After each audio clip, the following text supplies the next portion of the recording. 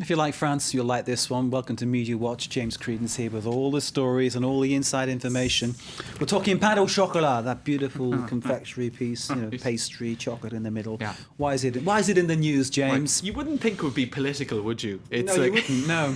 Right. Well, somehow in France, the pain au chocolat got political over the weekend. If we go back to Friday, and I think we have pictures of Jean-François Copé. Now, he's vying for the leadership. He's the man who wants to be for He wants to be UMP. the new Nicolas Sarkozy, the new head of the UMP party. And in any case, he recounted an anecdote on Friday.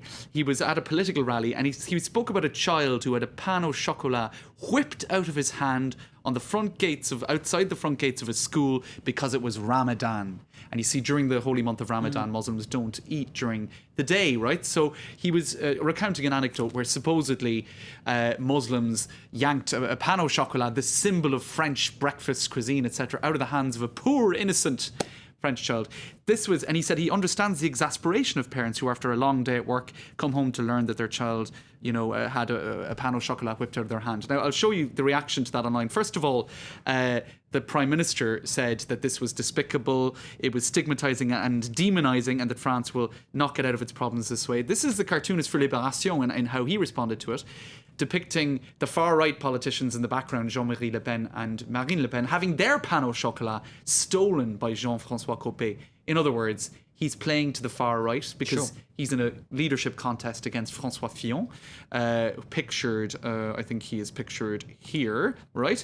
So that these two guys are battling it out for the leadership of the party. On the left, you've got Fillon, more moderate, former Prime Minister. They both look a bit nonplussed, don't they? Fillon suppressing a yawn, Copé thinking about a pain au chocolat, I think. Right. He might be yawning at, oh my God, here another far-right bid for far-right voters.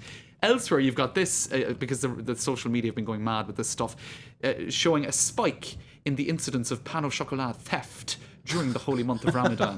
Let's just say that's not true, right? True. And here we have, I like this one, a little mini pain au chocolat bag, right? You can eat this in all discretion, in no matter what neighbourhood you live in, and during the holy month of during Ramadan, in order to avoid being attacked, because it's such a divisive issue. Clearly, that is tongue in cheek. I hope I don't need to point that out.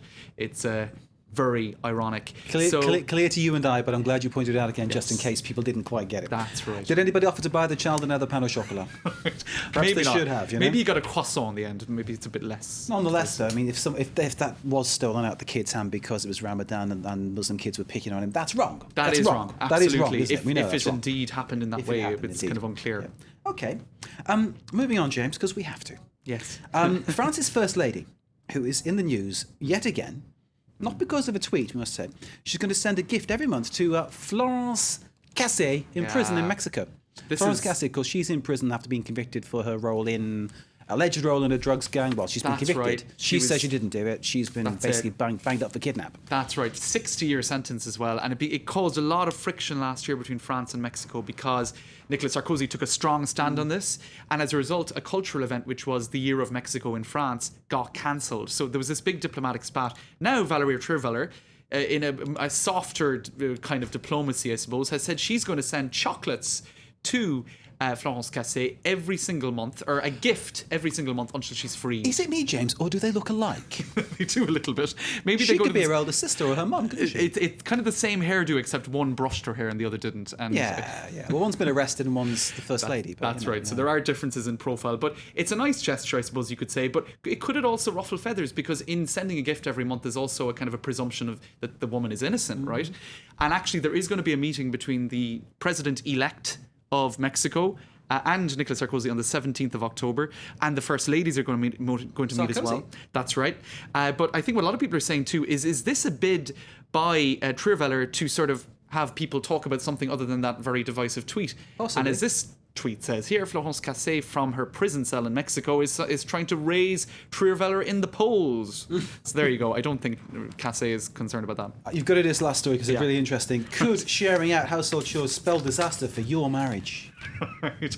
I love these statistics. It's a Norwegian study. Essentially, if you share out the household chores, you're more likely to get divorced, apparently. So you would conclude from that men leave down the hoovers, don't do the dishes, and your marriage is safe. No problem at all. Put your feet up, watch TV. Now, what they do point out here, of course, is that there is no causal link between the two, right? It just so happens that, if you share out the household chores more, there's a higher likelihood of divorce. There's all sorts of other factors, probably. For example, if the woman does everything, it's more likely to be a traditional marriage where people are maybe a bit religious and less likely to divorce, right? So, but people are having fun with it online and saying, the man can put his feet up and it means he's saving his, what would you say, marriage.